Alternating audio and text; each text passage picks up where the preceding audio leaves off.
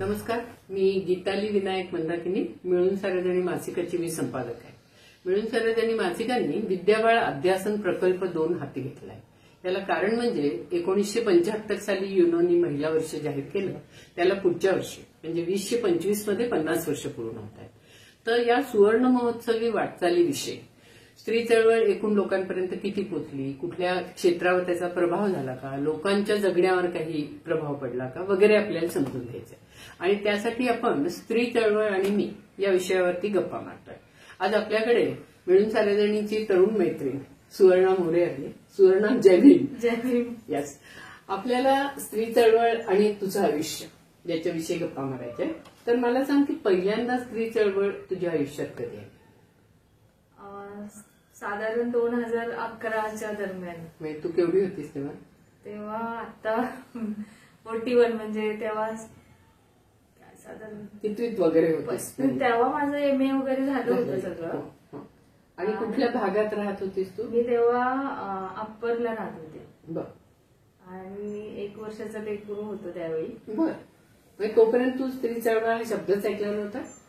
नाही, ऐकलं असेल पण फारसं आठवत नाही मला आधीचं. कारण आधी चळवळ प्रकार मी ऐकलेला होता. जातीविरोधी चळवळ वगैरे अशा, आंबेडकरी चळवळ, आंबेडकराईट मुवमेंट, डावी चळवळ वगैरे असा.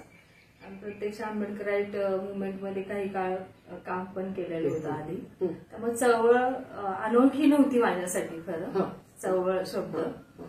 पण स्त्री चळवळ नावाचं जे वादळ होतं, मोठं घडलेलं होतं, ते कधी मी जाणून घेतलं नाही किंवा माझ्यापर्यंत आलं नाही तोपर्यंत. कारण मी विद्यापीठातच 2006ला आले MA करायला. आणि सेकंड इयरला लग्न केलं. आणि नंतर थोडं प्रयत्न केला MPhil PhD साठी. ते काही सक्सेस झालं नाही. मग थोडा गॅप पडला. आणि लग्न काय आंतरजातीय वगैरे का?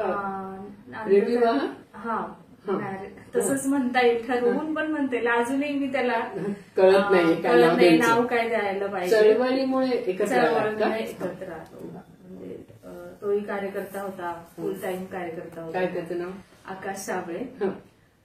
तर त्यावेळी असं होतं की चळवळीत आल्यामुळं ट्रॅडिशनल पद्धतीच्या साच्यामधलं जर नवरा केला तर काय होईल असं एक डोक्यात त्यावेळी होतं. म्हणजे स्त्री चळवळ नव्हती पण स्वतःच्या अस्तित्वाविषयीचा प्रश्न त्यावेळी उभा राहिलेला होता की जर मी मुक्तीची भाषा घेऊन उभा राहण्याचा प्रयत्न करतेय तर लग्नाची चौकट तर बंदिस्त असणार आहे हे माहित होतं. पण प्रेम पण हवंय, लग्न पण हवंय, असं सगळ्याच गोष्टी होत्या. आणि आपल्या आवडीचं असलं पाहिजे सगळं. म्हणून मग ज्यावेळी लग्नाची चर्चा सुरू होत्या त्यावेळी धम्मसंगीनी मैत्रीण होती माझी, तिच्याशी पण होत होत्या चर्चा. तिच्या ओळखीतून आणि मग आम्ही दोघंही भेटलो आणि लग्न असं आमचं घडून आलं. म्हणजे ते केलं फुल टाइमवर. आम्ही लग्न कसं केलं, कशा पद्धतीने? लग्न बौद्ध पद्धतीनेच केलं. त्यावेळेस मी बौद्ध संघर्ष समितीमध्ये काम करत होते आणि काम करून झालं होतं माझं त्यावेळेस. घरचं थोडं एज्युकेशन वगैरे असा प्रवास थोडा पुढचा चालू होता माझा अधिक करायचा. आणि बौद्ध सांस्कृतिक चळवळ हा मेन मुख्य हेतू माझ्या डोक्यात होता. आणि ती आयडिया जी होती ती मला चांगली वाटत होती. आणि ती समतापूरक, समतामूलक काय म्हणू आपण, देश बनवण्यासाठीची एक खूप काय म्हणू त्याला स्वप्न उभं केलेलं होतं त्यावेळी. आणि ते यशस्वी करण्यासाठी प्रयत्न करत होतो आम्ही. आणि त्यामुळे मला असं वाटत होतं की प्रत्यक्षात जर सांस्कृतिक लेवलवरची समता आणायची असेल तर बौद्ध धर्म हाच बेटर आहे. म्हणून कल्चरचा भाग म्हणून लग्न पण त्याच. कसं असतं लग्न म्हणजे वेगळे पण काय असतं? वेगळं पण म्हणजे जे ट्रॅडिशनल ज्या हिंदू धर्मातल्या विधी वगैरे आहेत ते संस्कार पुरुष प्रधान ते जे असतात ते नाही केले जात. आणि प्रतीकं थोडी वेगळी राहतात. म्हणजे व्हाईट साडी वगैरे अशा अर्थाचं. त्यामुळे ते वेगळं पण आहे की काय पांढरा रंग प्रत्येक काय म्हणून समतेचा प्रतीक वगैरे अशा अर्थात. तर ते आणि मंगळसूत्र एक म्हणजे आता ते खूप साऱ्या गोष्टी आहेत, मिक्स आहेत. पण तरी माझ्या दृष्टीने काळं मंगळसूत्र घालणं, इव्हन मंगळसूत्रच घालणं हाच समस्या वाटायची मला त्यावेळी. आणि पुरुष जर घालत नसेल तर मी का घालायचं, असा एक प्रश्न त्यावेळी उभा होता. म्हणजे विदाऊट स्त्री चळवळीच्या पॉलिटिकल गोष्टी खरं म्हणजे शुद्ध विचार आहे, समतेचा विचार. तर त्यामुळे लग्नात तसं ठरलं आणि तोही त्याच विचाराचा असल्यामुळे आम्हाला तिथं क्रायसिस झाले नाहीत कधी. त्याच्या घरून थोडं होतं की मंगळसूत्र घातलं पाहिजे, हे केलं पाहिजे, जोडवी घातली पाहिजे, सगळं होतं ते. पण नाही म्हणजे फार आम्हाला काही त्याला मला प्रत्यक्ष नाही करावं लागलं, कारण हा सगळं मध्येच त्याचं नेगोशिएशन काही असल्यामुळं फॅमिलीचा जो काय म्हणू नाराज ज्या होत्या ते माझ्यापर्यंत पोहोचलं नाही, पण कळत होतं की मग ते तसं झालं. म्हणजे मग त्याच्यामध्ये फक्त अजून आम्ही वेगळा प्रयत्न केला की बौद्ध धर्मामधलं पण जे ट्रॅडिशनल म्हणजे भिक्खूच हवाय लग्नाला किंवा जो मुख्य पूजा वगैरे करणार आहे तर तेही आम्ही थोडंसं वेगळ्या पद्धतीने आम्ही म्हणजे आकाशने सगळं त्यावेळी पॉलिटिकली डिसिजन सगळे घेतले होते आणि माझीही संमती होती. त्यामुळे आमचं लग्न धम्मसंगीने लावलं ऍक्च्युअली. आणि आहेरी म्हणजे लहानपण तुझं कसं गेलं, आई वडिलांचं आयुष्य कसं होतं, बहीण भाऊ होते का, तिथे समता कशी होती? तिथं आई वडील माझे कामगार होते, वडील गवंडी काम करायचे, आई बिगारी काम. कुठे, पुण्यात? नाही, इंदापूरमध्ये. इंदापूर गावी. आणि आमचं असं राजवाडा म्हटलं जायचं त्यावेळी फार काही अवेअरनेस म्हणून आपण चळवळीचा नव्हता की आंबेडकर नगर असलं पाहिजे किंवा सिद्धार्थ नगर असलं पाहिजे. पण जो खालच्या वस्तीतला जो होता महात्मा चांभार राहणारे त्यांना त्या एरियाला शक्यतो महात्मागडा जिकडे होता त्याला राजवाडा म्हटलं जातं. त्यामुळे मी राजवाडा म्हणूनच तसं उभं राहिली गावामध्ये, जगले म्हणजे तिथं.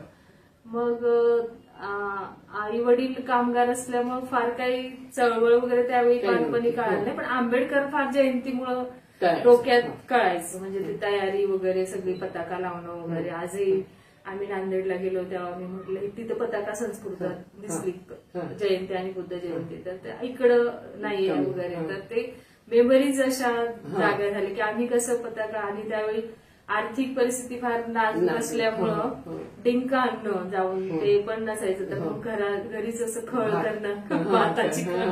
आणि असं आम्ही टीम सगळ्या असायचो, शेजार पाजारचे लेकरं, ते मिळून सगळं ते मोकळ्या जागा पण होत्या आमच्या घरांच्या समोर, तर ते आम्ही पताका लावणं वगैरे. तो फार वेगळाच एप्रिल महिना म्हणजे आमच्यासाठी होता. आणि सकाळी ज्यावेळेस 14 तारखेला गाणं यायचं, सोनियाची उगवली सकाळ, तर त्याने तो अजूनही मला म्हणजे काय म्हणू ते मेमरीज काय माझ्या डोक्यात 14 तारखेला राहतात. आणि जे म्हणतात की सुगंध, एक जुना सुगंध असतो तो कायम डोक्यात राहतो, तर तसं ती माझ्यासाठी आठवण आहे. म्हणजे जसं कळायला लागलं तेव्हा. पण तशीच वाईट पण आठवण आहे का जातीयतेची? म्हणजे इंदापूरला लहान असताना कधीतरी असं जातीवरनं कोणतरी बोललं, अपमान केला वर्गामध्ये म्हणून?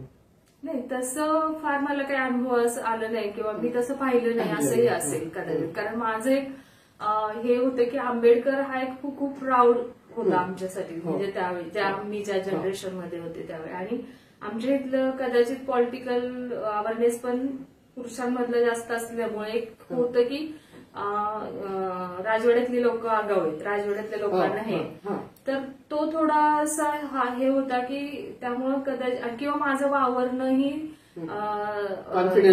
कॉन्फिडन्स होतं म्हणता येणार नाही, पण जाती ज्या होत्या त्या कनिष्ठ जातीमधलंच वावरणं होतं जास्त. त्यामुळे फार काही मला असं अपमानकारक गोष्टी अनुभवच नाही आल्या.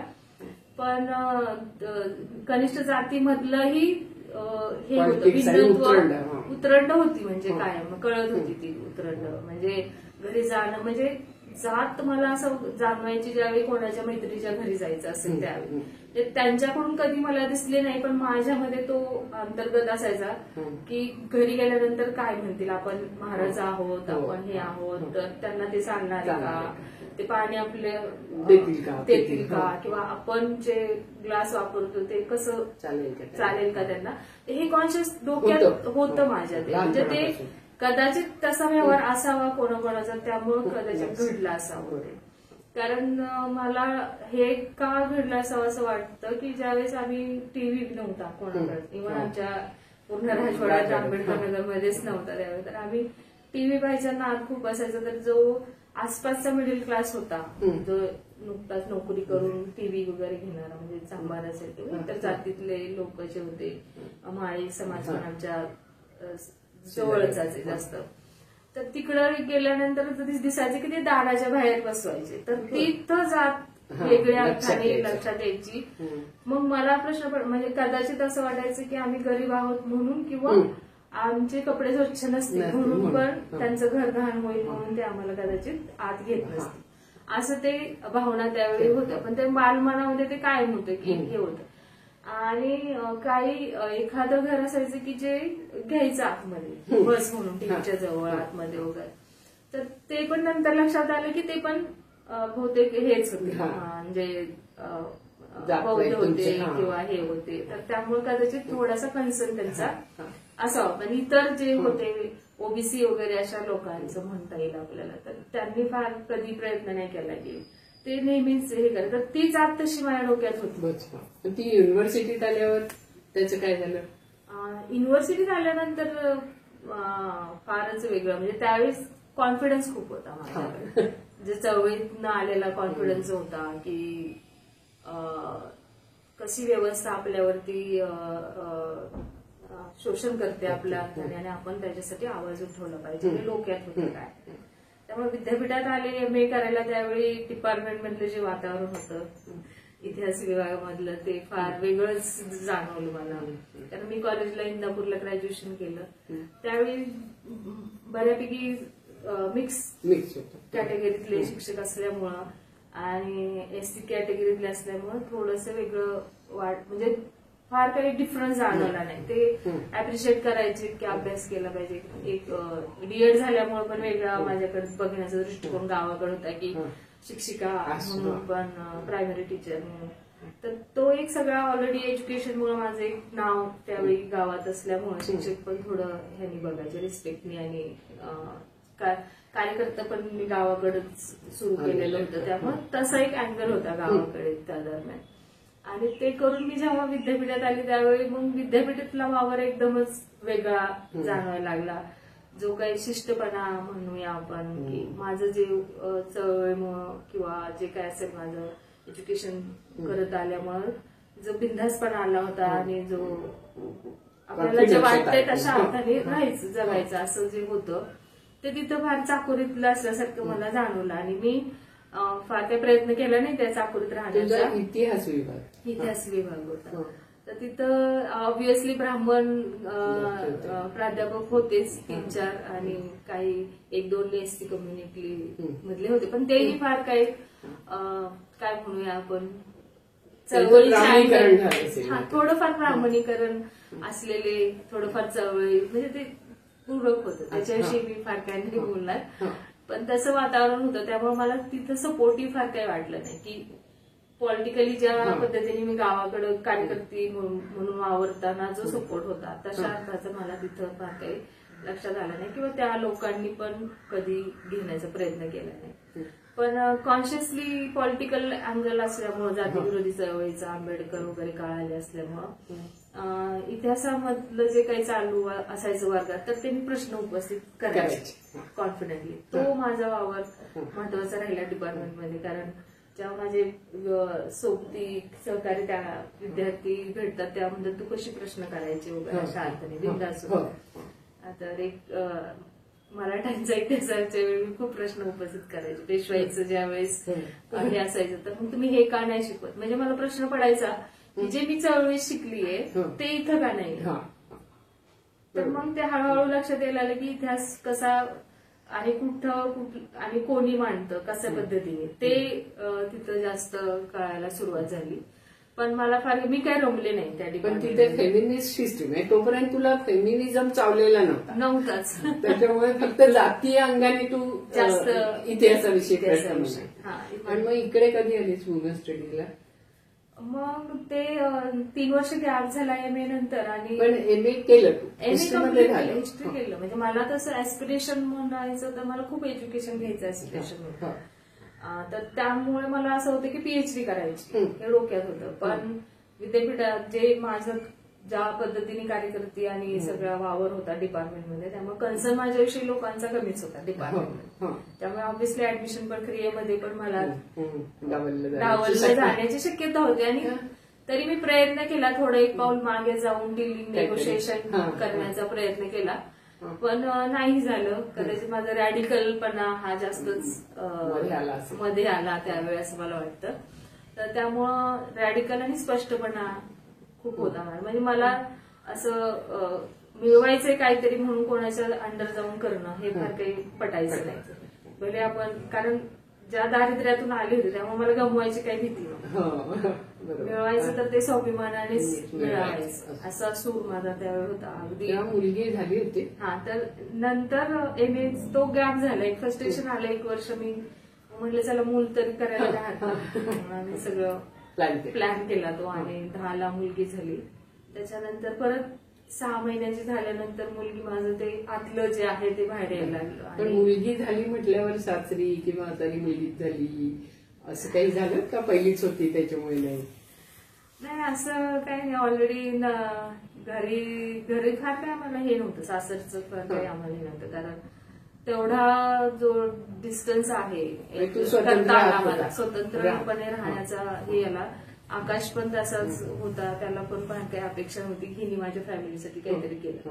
म्हणजे त्यालाही माहित होतं की स्त्री म्हणून जेव्हा तुम्ही बायको आणि सुनेच्या रोलमध्ये असता त्यावेळी काही मर्यादा असतात, काही मर्यादा ओलांडायच्या असतात. तर त्या अर्थाने तो कधी मला रिस्ट्रिक्शन आलं नाही, आणि आलं असेल मे बी कधी इनडायरेक्टली तर त्याला मी काही दाद दिली नसावी असे मी म्हणेन.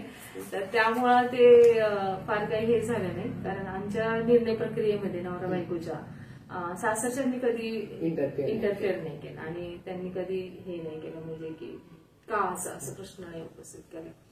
तर त्यामुळे तिथं मला फार काही डील करावी लागेल. आणि मग वुमेन स्टडीजला आल्यावर प्रश्न विचारणे अथवा म्हणजे तिथे कसं वातावरण आणि तिथे कशी पुढे? विमेन स्टडीजचं ते वेगळं झालं. म्हणजे असं झालं की वाद जे आहे नवऱ्यासोबत, मी लग्न का केलं, फक्त मूल जन्माला घालणं आणि घर सांभाळणं हे मला नाही करायचं. मला अस्वस्थ होते, आणि त्यातून आमचे खूप क्रायसिस व्हायचे दोघांचे. आणि त्याला मग लक्षात आलं की हे वादळ काही शांत होणार नाही. असंच वर्षा वगैरे धम्मसंगीनी ह्या विद्यापीठात असायच्या त्यावेळी, तर त्यांच्याकडून कळालं की विमेन स्टडी एक डिपार्टमेंट आहे. म्हणजे इव्हन मी 2 वर्ष विद्यापीठात राहून पण मी कधी डिपार्टमेंटला गेले, माहित असेल मे बी, पण मी कधी मला वाटलं नाही जावं असं वगैरे. तर त्यामुळं गेले नाही मी कधी. आणि मग हे आहे, आणि महाकाश पण म्हटलंय की हा हे शर्मिला रेगेला ओळखतो मी वगैरे, मला चांगलं वाटतात त्या. तर मग गेलो. मग त्यांनीच फॉर्म, मी तोपर्यंत फॉर्म पण त्यांनीच भरला, सगळं त्यांनीच प्रक्रिया केली. आकाशला शर्मिला ओळखत होती, तर त्यामुळं फॉर्म भरणं वगैरे सगळं झालं. आणि त्यांच्या एंट्रन्स एक्झाम असायच्या त्यावेळी मी डिपार्टमेंटला गेले. मग मी त्यावेळी मला लक्षात आलं की अरे मी तर वरतीच होते डिपार्टमेंटला, खाली ग्राउंडला जास्त इकडे कधी आलेच नाही. कदाचित आले असते तर अजून मला वेगळं काहीतरी अचीव्ह करता आलं असतं त्या दरम्यान, पण तर ते नाही करता आलं. पण झालं. मग शर्मिलानी इंटरव्ह्यूला बोलवलं आतमध्ये, आणि फार काही प्रश्न केले नाहीत. फक्त ती मला म्हटली की आता मूल आणि नवरा घरी ठेवायचा आणि इथे यायचं. हे मला फार तिच्यासाठी पहिलं, म्हणजे ते म्हणू ना की आपल्याला जे हवंय, आपल्याला जे वातावरण हवंय, आपल्याला जी लोक पाहिजेत ती मिळाले, असे भावना त्यावेळी तयार झाली. म्हणजे त्यामुळे शर्मिला जे आम्ही कॉन्फरन्स रूम मध्ये ज्या पद्धतीने त्या पलीकडे मोठा टेबल आहे ना कॉन्फरन्स रूम, पलीकडे ती बसली होती आणि मी इकडं, मी फार त्यावेळी हे होती, म्हणजे कॉन्फिडन्स थोडा लो झालेला होता की काय ब्रेकमुळे सगळं ह्याच्यामुळे. पण ती म्हणली की काय हरकत नाही, या मुलांनी नवरा घरी ठेव आणि मग येतो. मी म्हणलं हो चालेल. मग तशात मग ऍडमिशन झालं आणि मग डिप्लोमा जनरल स्टडीजचा सुरू झाला. असा तो माझा विमेन स्टडी मध्ये येण्याचा प्रवास झाला 2011 मध्ये. आणि तिथे तू जॉब पण केलास का नंतर काही दिवस? हा, मग 1 वर्ष डिप्लोमा केल्यानंतर डिपार्टमेंटची पॉलिसीज आहे की ते इंटर्न्स म्हणून घेतात आणि रिसर्च इंटर्न्स लेव्हलवरचं पण संशोधक म्हणून घेतात तिथं. आणि मग प्रोजेक्ट्स वगैरे डिपार्टमेंटचे जे इंटरनल कामं असतील वगैरे अकॅडमिकली ते सगळं करून घेणं वगैरे ते असतं. तर एक स्किल्स डेव्हलप करण्याची प्रक्रिया डिपार्टमेंट घेतं श्री अभ्यास केंद्र. आता श्री अभ्यास केंद्र नाहीये, ते डिपार्टमेंट झालेलं. तर तसा म्हणजे 2012 पासून ऍक्च्युअली माझा तिथं रिसर्च असिस्टंट म्हणूनचा प्रवास सुरू झाला. पीएचडी केली. मग त्याच्यानंतर 14 मध्ये दोघांनी ठरवलं होतं आपण पीएचडी. त्याला म्हटलं आता जॉब वगैरे काही नाहीये, त्याला पण फार काही मोठा पेमेंटवाला जॉब भेटत नसायचं. कारण असं झालं की आमची सुरुवात अशी झाली की मी जॉब करेन आणि तो फुल टाइमवर होईल. पण उलट झालं की मला जॉब मिळाला नाही, त्याला करावा लागला तात्पुरता कुठेतरी नोकऱ्या कंपनीमध्ये वगैरे. तर मग फार काही पैसे नव्हते, पण तेवढ्या पैशात आम्ही ऍडजस्ट करत होतो सगळ्या ह्याच्याने. मग तो म्हटला की दोघं करूया पीएचडी. म्हटलं चल पीएचडी तरी करू, ऍडमिशन घेऊन स्कॉलरशिप वगैरे असं काहीतरी करून आपल्याला उदरनिर्वाह पण होईल आणि आपला एज्युकेशनचा पण प्रवास सुरू राहील. तर मग दोघांनी पेट एक्झाम दिली आणि त्यावेळेस डिपार्टमेंटमध्ये पण शर्मिलाच्या ह्याच्यामुळे पीएचडी करणं वगैरे सगळं चालू होते. शर्मिलाकडे पीएचडी करायची वगैरे आणि तिला आम्ही म्हणायचो. शर्मिला म्हणायची करा पीएचडी, पण माझी वाट बघू नका की मी गाईड पाहिजे म्हणून. जे गाडी मिळेल त्याच्यासोबत करा. ते नेट प्रिपरेशन वगैरे सगळी प्रक्रिया सुरू होती तेव्हा. तर त्यामुळे मग आम्ही भरला आणि पेट एक्झाम दिली. आणि का कुणाला कसं काय माहित नाही, पण पेट मी पास झाली. विद्यापीठाने पहिलीच ती योजना आणली होती पेट एक्झामची. विदाउट नेटच्या तुम्ही पेटच्या थ्रू ऍडमिशन घेऊ शकता. तर ती पेट मी पास झाली, आकाश झाला नाही. तर ज्याला करायचं होतं तो पेटली नाही झाला, पण मी जस्ट देऊ आपण सोबत म्हणून दिला. आणि पेट पास झाल्यानंतर मग मी अनघा तांबेकडे आली आणि सांगितलं की मी अनघा पेट एक्झाम पास झाली वगैरे. तोपर्यंत शर्मिला नव्हती, कारण शर्मिला 13ला गेली आणि 14 मध्ये हे माझं पेट वगैरे सगळं सुरू झालं. तर अनघा खूप खुश झाली त्यावेळी. मला अजूनही अनघाचा चेहरा आठवतो की अरे वा तू पास झाली का म्हणून पेट एक्झाम. आता प्रपोजल डेव्हलपमेंटचं काम सुरू कर. अशा पद्धतीने मग अनघा तांबे माझी गाईड बनली आणि म्हणजे त्यावेळी सुरुवातच झाली आमची. विषय काय होता तुझा पीएचडीचा? मग आता विषय काय करायचं वगैरे. कारण मी शर्मिलाशी ज्यावेळी बोलत होती त्यावेळी मला संघटनात्मक जी हायरार्की होती ती फार प्रॉब्लेमॅटिक वाटायची. इव्हन तुम्ही समताधिष्ठित समाज निर्मितीचं स्वप्न पाहत असताना पण जेव्हा संघटना लेव्हलवरचं काम येतं त्यावेळेस तुम्ही फार तिथं मला डिफरन्स जेंडर इक्वॅलिटी जेंडरचा आणि एकूणच एक क्लास नाही. तुम्ही सामान्य काय म्हणू, सामान्य कार्यकर्ता ते वैचारिक लेवलचा जो माणूस असतो त्यातला डिफरन्स मला थोडा जाणवायचा. म्हणजे कोणाला प्राधान्य द्यायचं, कोणाला प्राधान्य नाही द्यायचं. आता असं थोडं कमतरता मला लक्षात यायला लागली की हे काय, म्हणजे हे नाही झालं पाहिजे असं वाटायचं. म्हणजे आपण जे सोसायटी उभी करायचा प्रयत्न करतो ती जर आपण संघटनेच्या लेवलवरती केली. आणि संघटना आमची जी संघटना होती ती खऱ्या अर्थाने खूप पुढच्या लेवलची चळवळीमधले स्त्री पुरुष समानतेला घेऊन. कारण धब्ब संगीने ऑलरेडी तिथं तिने ते सगळं ऍटमॉस्फिअर तयार केलेलं होतं. त्या अर्थात म्हणजे क्रॅक करून पुढे आणलेलं होतं सगळं जेंडर लेन्स वगैरे त्याचा.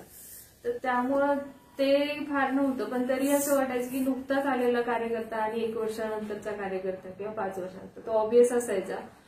पण तरीही त्या कार्यकर्त्याला घडवण्याची प्रक्रिया जी आहे ती सिरियस म्हणजे खूप लक्ष देऊन व्हायला पाहिजे होती असं मला वाटायचं. पण नंतर मला हळूहळू कळायला लागलं की असं काही ट्रेनिंग प्रकार नसतो. सगळ्यांनी आपापल्या पद्धतीने आपापल्या स्तरावरून आपापल्याला जसं कळते तसं ते शिकत पुढे जातात. तर तो भाग आहे. पण त्यावेळेस ते होतं, ती माझी थोडीशी कमी समज वेळेसचा तो एक मुळ्या विचार होता. मग नंतर फार काही त्याच्यामध्ये मला दम वाटला नाही की ही एक प्रक्रियेचा भाग आहे आणि त्याच्यामध्ये प्रक्रियेतून पुढे गेल्यानंतर ते आपोआप हे होत राहतं. मग त्याच्यानंतर मग काय करायचं, तर मग अनघाला म्हटलं अनघा मी काय विषय घेतला पाहिजे असं तुला काय वाटतंय की एकूण माझा जो काही इंटरेस्ट एरिया वगैरे चर्चा डिपार्टमेंटमध्ये ज्या चर्चा मी करायचं. तर ती म्हणली मग तू बौद्ध धर्मावर का नाही करत, बुद्धिझमला घेऊन तुझा जर तो कल आहे सगळ्या अर्थाचा. तर मी म्हटलं ठीक आहे. मग मी विचार केला आणि त्यानुसार मग माझं हळूहळू प्रपोजल डेव्हलप झालं की ज्या पद्धतीने समाजामध्ये बौद्ध समाज निर्मिती अभियान राबवण्याचा प्रयत्न केला जायचा आणि तरी बायका हिंदू धर्माचे कल्चर्स का फॉलो करतात हा प्रश्न मला नेहमी पडायचा. आणि मग त्याची उकल मला स्त्री अभ्यासाने दिली की मी जी रॅडिकली आंबेडकरी चळवळीत असताना प्रश्न करत होते की तुम्ही काच जाता, म्हणजे जे गौरी गणपतीपेक्षाही मला ते पूजा जी असते जानेवारी महिन्यातली वट सावित्री म्हणता येईल का, अजून काय आता नाव आठवलं मला, वौसा वगैरे असतो त्यावेळेस तो, तर त्या ह्याला जायला मग थोडं तरी ते प्रयत्न करायचे होते. तर मग मी म्हटलं हे काय होते, मला असं वाटायचं की एवढं आपण पोटतिडकीने सगळं सांगतोय, प्रॉब्लेम्स काय आहे, समस्या काय आहे व्यवस्थेमधले, आपल्याला जर हिंदू धर्म जे शोषण करतो, जे सांस्कृतिक कल्चर त्यांचं आहे शोषणाचं, ते जर आपल्याला तोडायचं असेल, मोडायचं असेल तर आपल्याला आपण सोडायला पाहिजे हे, आणि सोडून पुढे, कारण बाबासाहेबांनी तो प्रवास करून आणलाय आपल्यासाठीचा, आणि पुन्हा आपण रिव्हर्स जाणं हे मला थोडंसं हे वाटायचं, हे का होते. तर ती सामाजिक उकल जी आहे ना ती स्त्री अभ्यासाच्या ह्याच्यातून झाली की मग तिथं कळायला लागले की मुळातच स्त्री कशी घडवली जाते व्यवस्थेमध्ये. तर त्याचं भान ऍक्च्युली मला स्त्री चळवळीने करून दिलं की मुळातच ती पितृसत्तात्मक, जात वर्ग धर्म अशा सगळ्या अर्थाने शोषित असते, तिला दडपणूक त्या पद्धतीची असते. त्यामुळे ऑब्विस आहे की तिच्यावरती ती वाहक म्हणून दडपण आणि वाहक म्हणून ती कार्यरत राहते आणि ती राहणार, कारण तिचा एव्हरीडे मधला जो जगणं आहे ते वेगळं आहे आणि तुमचं थेरेटिकल घेऊन ज्या पद्धतीने जगणं ते वेगळे, तुम्ही ते नाही करू शकत प्रॅक्टिकल करून. ह्याची समज मला स्त्री चळवळीने जास्त दिली आणि म्हणून मग मी तिथलं माझी जी समज आहे ती खूप वेगळ्या अर्थाने उभा राहत गेली आणि मग मी तशा अर्थाने मग लोकांशी संवाद करायला लागले. पीएचडीचा मग प्रपोजल तसंच मी डेव्हलप केले की मग आयडेंटिटीवरती काम करायचा असा विचार केला की आयडेंटिटी मला महत्वाची वाटते, म्हणजे की अस्मिता म्हणजे तसं खूप प्रवाह आहे त्याच्यामध्ये की अस्मितेचं पॉलिटिक्स केलं नाही पाहिजे वगैरे असं म्हटलं जातं. ते एका अर्थाने खरंही आहे लार्जर लेवलवरती, पण ज्या पद्धतीने वर्चस्ववादी समाज व्यवस्था आहे तिथं जर तुम्ही अस्मिता दाखवण्याचा प्रयत्न नाही केला तर तुम्ही टिकून राहणं तेवढं अवघड होतं. आणि शेवटी प्रतीकांचं इम्पॉर्टन्स आहेच भारतीय समाज रचनेमध्ये. तर त्यामुळे ते ऑब्व्हियस आहे की मला असं वाटतं की ते केलं पाहिजे. मग ह्याच्यामध्ये अस्मिता उभारणीमध्ये बायका नेमक्या कुठे हे शोधण्याचा प्रयत्न माझ्या संशोधनाने केला आणि तशा पद्धतीने मग मी विहार आणि पॉलिटिकल ऑर्गनायझेशन ज्याला आपण म्हणूया, म्हणजे निवडणुकीच्या अर्थाची नाही पण जी सामाजिक सांस्कृतिक लेवलवर राजकारण जी मांडते अशी म्हणून मी जी पूर्वी काम केलेली सगळी होता तिचाच एक पाठ केला, एक चॅप्टर बनवला आणि विहारामधल्या बायकांविषयीचं काम मी महत्वाचं काम केलं की आयडेंटिटी काय असते वगैरे कशी ती उभा करतात बायका. अशा पद्धतीने तू हिंडली अशी बरीच का पुण्यापुरतं मर्यादित होतं? तो रिसर्च पुण्यापुरताच, कारण तेच होतं माझं. जेव्हा अनघाशी मी चर्चा करायचे तर मूल लहान होतं माझं, त्यामुळे लिमिटेशन्स होत्या. कारण आणि असं होते की मग आवाका काय, आपण किती आवाका पेलू शकतो अशा अर्थाने आपण ते घ्यायला हवं, हे एक अनघाचं म्हणणं म्हणत. आणि ते मला पटलंही, कारण मी तिला टाकून महाराष्ट्रभर शक्यच नव्हतं त्यावेळी. त्यामुळं मग ते मी म्हटलं की ठीक आहे, मग हळूहळू आमचं ते आयडियाज जे आहे ती की पुण्याभोवती उभा राहिली. तर मला असं होतं पहिलं सुरुवात माझी अशी होती की पश्चिम महाराष्ट्र आणि विदर्भ असं कम्पॅरेटिव्ह करावं. तर ते खूपच मोठं होतं आणि त्याच्यासाठी भरपूर वेळ द्यायला पाहिजे होता, जो मला जॉब, आणि प्लस मी जॉब पण करत होते तेव्हा रिसर्च असिस्टंटचा. तर मग ह्या सगळ्या गोष्टी करणं फारच त्यावेळी हे झालं. त्यामुळे आम्ही आमची विषयाची जी लोकेशन्स ज्या आहे ती मर्यादित केली आणि शहरावर. पण नंतर तू कुठे हिंडलीस का खूप, म्हणजे अशी का तुझं एकूण हिंडणं कमी आहे? म्हणजे हा तसं कमी आहे. म्हणजे मी अकॅडमिक, माझा प्रवासच 12 पासून अकॅडमिक ते 23 पर्यंत आहे, म्हणजे आधीमध्ये असतोच तसा. त्या अकॅडमिक मध्ये होतं की मग हळूहळू अकॅडमिकल ऍस्पिरेशन्स माझ्या वाढायला लागले की पेपर पब्लिश करणे, पेपर वगैरे संशोधन, आणि एक नोकरी मिळवणं, एक डिग्निटी जी प्रकार असतो, डिग्निटी आजचा मुद्दा मला आता जास्त पुढे येतो की जेव्हा तुम्ही हायर एज्युकेशन एवढं घेता आणि मग तुमची अचिव्हमेंट मोजली जाते, तुम्ही काही काय काम करता ह्याच्यावर, भले तुम्ही डॉक्टर झाला असेल तर ते मला सध्याही माझं तेच काय म्हणून चिंतन माझ्या अंतर्गत लेवलवरती सुरू आहे. तर तरीही मला एक ह्या हायर एज्युकेशन किंवा पीएचडी आणि स्त्री चळवळ, आंबेडकरी चळवळ ह्या सगळ्यांच्या घुसळणीमुळे मला असं आहे की डिप्रेशन तयार नाही झालं. हे एक महत्वाचा पैलू माझ्यासाठी ठरला की जॉब नसतानाही तुम्ही जगू शकता. ते जे आहे विचार, थॉट्स जे आहेत ते फार चांगल्या पद्धतीने माझ्यात मी तयार केलेत असं मला वाटतं. आणि मिळून सार्वजनिक आलीस तेव्हाचा कसा अनुभव वाटला? हा, तो एक फार म्हणजे वेगळं होतं खरं ते, कारण स्त्री आंबेडकरी जवळ आणि नंतर स्त्री अभ्यास केंद्र तिथं मला फार डिफरन्स नाही जाणवलं, कारण आंबेडकराईट पर्स्पेक्टिव्ह तिथंही होता. त्यामुळे तिथलं मला म्हणजे तिथं काहीतरी वेगळं होते असं काही वाटलं नाही. म्हणजे तिथं आपण समाविष्ट सहज झालो असं मला वाटतं. त्याच्यानंतर इकडे ना मिळून सार्वजनिकला तेही डिपार्टमेंट कडूनच थोडं सुचवलं गेलं होतं. तर मग मला थोडंसं वाटलं की आता गीताली व्हीएम नाव मी तर ऐकलेले, मिळून सार्वजनिक पण ऐकलेले, पण काय म्हणूया तसं थोडासा डिस्टन्स होता की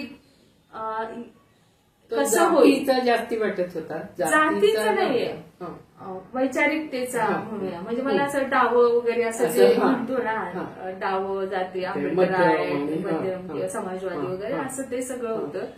आणि मला तो हे होतं डोक्यात की हे लोक फार काही सांभाळून घेत नाहीत किंवा तिथं डिस्क्रिमिनेशन आहे किंवा तिथं हे एक चौकट ऑलरेडी तयार झाली होती माझी की अपर कास्ट वर्चस्व तिथं आहे कायम आणि ते बहुजन म्हणूया किंवा कनिष्ठ जातींचं जे वर्चस्व आहे तिथं वरती जाणारं नाही, हे थोडंसं आकलन चर्चेतून वगैरे लोकांच्या आलं होतं. पण एक वेळेला असं होतं की आकाश हा सगळ्यांच्या कनेक्शन मध्ये असतो नेहमीच. म्हणजे तो आंबेडकराईट आहे पण तरीही जो मैत्री भाव म्हणूया जो आहे तो त्याच्याकडून मी खरं तर शिकले की तुम्ही एक पाऊल थोडस मागे घेऊन किंवा थोडस समोरच्याला समजून घेऊन जर तुम्ही प्रयत्न केला तर तुम्ही स्वतःला विकसित अधिक करता. तर हे जी म्हणूया आपण त्याचं लर्निंग त्याच्याकडून मी लर्न केलं. त्यांनी काही शिकवलं नाही मला, पण मी ते पाहिलं, त्याचं बघितलं. म्हणजे ते इव्हन डावे असतील किंवा समाजवादी असतील किंवा अजून वेगळे समतेचे विचार मांडणारे लोक असतील तर सगळ्यांशी ह्याचं नेटवर्क होतं. सगळे लोक आकाशला ओळखत होते आणि फुल एक कार्यकर्ता म्हणून त्यांना मदतही करणारे होते. तर मी तोही अँगल बघत होते की जरी हे लोकांविषयी आपल्याला पॉलिटिकली क्रायसिस आहेत, पॉलिटिकली आपल्याला विरोध आहे, तरी पण मैत्रीच्या लेवलवर किंवा सपोर्टिव्हच्या लेवलवरती हे लोक उभे राहतात. तर ते मला दिसत होतं आणि त्यामुळं मला फार काही द्वेषमूलक असा प्रकार नव्हता. पण माझी जी रॅडिकल मांडणी होती आणि माझी जी भूमिका होती नमतं न घेण्याची ती मी सर्व्हाइव्ह करू शकेन का मिळून साऱ्याजण, हा माझ्यासाठी प्रश्न होता स्वतःसाठीचा. पण मला असंही थोडं वाटलं की अनघा जर म्हणतीये किंवा स्वाती धैर्य जर म्हणतीये की करायला काय हरकत नाही, बघूया. तर मग म्हटलं म्हणजे तिथं काहीतरी असेल, वेगळं पण असेल जे मी पाहिलं नाही, तर मग बघायला काय हरकत आहे. तो एक एक्सपिरियन्स आहे, शेवटी ते अभ्यासाने शिकवलेलेच आहे. एक्सपिरियन्स फार महत्वाचा असतो, त्याच्याशिवाय तुम्ही पुढे जाऊ शकत नाही. तर त्या अर्थाने मग मी गीताली व्हीएमला भेटले आणि मग सगळा जो काही म्हणजे तिथेही थोडंसं आतमध्ये दडपण होतं माझ्यामध्ये की कसं मला घेतलं जाईल. एकतर माझं दिसणं, बोलणं, थोडं बोलणं अकॅडमिकली सुधारलेलं होतं, पण तरीही दिसणं हे मी काही ते नष्ट नाही करू शकत. ते दिसणं जे आहे ते जातीचं दिसणं, दृश्यता जी आहे बॉडीली माझी ते आहेच. आणि त्यामुळं मिळून साऱ्याजणीमध्ये आल्यानंतर सगळे जे काही गोऱ्या बायका बघायला मिळाल्या मला, त्याच्यामध्ये आपण आलो आहोत तर आपल्याला ह्या आता कशा समाविष्ट करणार आहे. आणि एका अर्थाने थोडी चिंता नव्हती मला, पण भीती पण नव्हती, काय म्हणूया, पण थोडंसं मनात होतं की किंतु जसा प्रकार होता तो होता. पण गीताली ताईंनी ज्या पद्धतीने सुरुवात केली समाविष्ट करण्याची ते माझ्यासाठी, म्हणजे तुम्ही समोर आहात म्हणून नाही म्हणते मी, तर इव्हन पण की ज्या पद्धतीने तुम्ही वयामधला आपला डिफरन्स असून सुद्धा माझं म्हणणं ऐकलं आणि त्या लेवलवरती चर्चा घडणं, हे माझ्यासाठी मग प्लस पॉइंट राहिला की म्हणून मी पुढे आले, की म्हणजे मी त्याचा पार्ट होऊ शकते असं मला वाटलं. म्हणजे तो शिस्तपणा, जे काही ब्राह्मणी वागणं असतं जे मी इतर लोकांमध्ये बघते ते मला कधीच लक्षात आलं नाही, म्हणजे 1-2 मीटिंगमध्ये. तर त्यामुळे मला क्लास डिफरन्स घरी आल्यानंतरचा खूप ड्रास्टिकली मला जाणवला. कारण मी पहिल्यांदाच कोणाच्या तरी ब्राह्मण बाईच्या, जे अपर मिडल क्लास बाईच्या घरी आलेले होते आणि जे काही बघितलं त्याने मी खूप वेगळ्याच जगात आले की काय असं थोडंसं मला झालं. आणि मी आता इथं कसं थांबूया किंवा थांबेन अशी धास्ती थोडी वाटली घरी आल्यानंतर. पण ज्या पद्धतीने गीताली ताईंनी चहा बिस्किट वगैरे जे काही सुरू केलं आणि गप्पा आणि जे काही त्यांचा व्यवहार चाललेला होता तो बघून मग ते काही राहिलं नाही माझ्या, ते गळून पडलं म्हणजे 1-2 मिटिंगांमध्ये. हळूहळू चर्चांमधून वगैरे जेव्हा मी डायलॉग केला गीताली ताईंशी तुमच्याशी असं म्हणूया आपण, की त्यावेळी मग मी माझे प्रश्न जे काही आहेत ते मांडायला सुरुवात केली. जातीविषयीचे जे काही प्रॉब्लेम्स आहेत, तुम्ही हे घेत नाही ते घेत नाहीत आणि ते तुम्ही तेवढ्याच सहजतेने ऐकणं आणि त्याला सांभाळून घेऊन हे करणं, म्हणजे विरोध न करता किंवा माझ्याविषयी कुठलीही वेगळी प्रकारची भावना न ठेवता एक समजून घेऊन पुढे जाणं. म्हणजे ठीक आहे की तुझी मतं आहेत त्याचा रिस्पेक्ट ठेवणं. आणि मग ते मला एक कळाले की हा ठीक आहे, म्हणजे आपण संवाद करू शकतो. म्हणजे जरी माझी राजकीय भूमिका वेगळी असेल, गीताली ताईंची वेगळी असेल तरी आपण संवाद आणि मैत्री लेवलवरती काम करू शकतो. आणि म्हणून मी विद्यापीठ अध्यासन प्रकल्पाचा तसा भाग झाले. आणि एक होतं की मी कधी हे पाहिलं नाही तर मला हे पाहायचंय, कंटेंट पुन्हा 31 वर्षाचा. तर त्यामुळे विद्याबाळ पण कळतील आणि ते जग पण कळेल ते काय चाललेलं आहे. इतक्या वर्ष 31 वर्ष जे चाललेलं आहे ते कसं काय एवढं टिकून राहिलं आणि कसं त्यांनी उभा केलंय ते मिळून सारेजणचे अंक जसे बघत गेले तसं मला ते खूप महत्वाचं वाटायला लागलं. की म्हणजे टिकून ठेवणं, ज्या पद्धतीने गीताली ताई आणि विद्याबाळ यांनी जितीने ते केलेलं होतं तर ते मला फार महत्वाचं वाटलं. की ही जी चिकाटी आहे ही चिकाटी सगळ्यांमध्ये आली पाहिजे असं मला वाटतं. म्हणजे इव्हन आंबेडकराईट मुवमेंटमध्ये सुद्धा तुम्हाला जर काही चालवायचं असेल तर अशा पद्धतीचं सातत्य टिकवण्याचे जे प्रयत्न आहेत ते करणं गरजेचं आहे. आणि म्हणून मला असं वाटलं की हे माझ्यासाठी नवीन लर्निंगच्या अर्थाने मी हे घेतलं आणि अध्यासनाविषयी काम सुरू केलं. म्हणजे ते एक्सेलमध्ये म्हणजे मला ताण नाही वाटला की सूची करत असताना आणि सोबत प्राध्यापक वर्ग पण होता जो तुम्ही सगळ्या सांगितलेली लोक होती. तर ते माझ्यासाठी वेगळं जग होतं की म्हणजे पीएचडी झालेली सबमिशन झालं होतं आणि त्या अर्थाने डॉक्टर होऊ घातलेली असताना प्राध्यापक लोकांशी मी डायलॉग करत होते. म्हणजे me without faculty as a faculty नव्हते पण विदाउट फॅकल्टीच्या पण मी डायलॉग करू शकते. तर तो एक सूर चांगल्या पद्धतीचा तिथं मला लक्षात आला की माझी क्षमता मला लक्षात आली की मी हे करू शकते, अशा संवाद करू शकते, थॉट्स मांडू शकते आणि त्या पद्धतीने पुढे जाऊ शकते. तर ते मग हळूहळू मग ते करायला लागलं आणि मग प्राध्यापकांशी चर्चा करताना आपली मतं आपण मांडतोय आणि ते ऐकतायत आणि ते मंजुरी होत आहेत.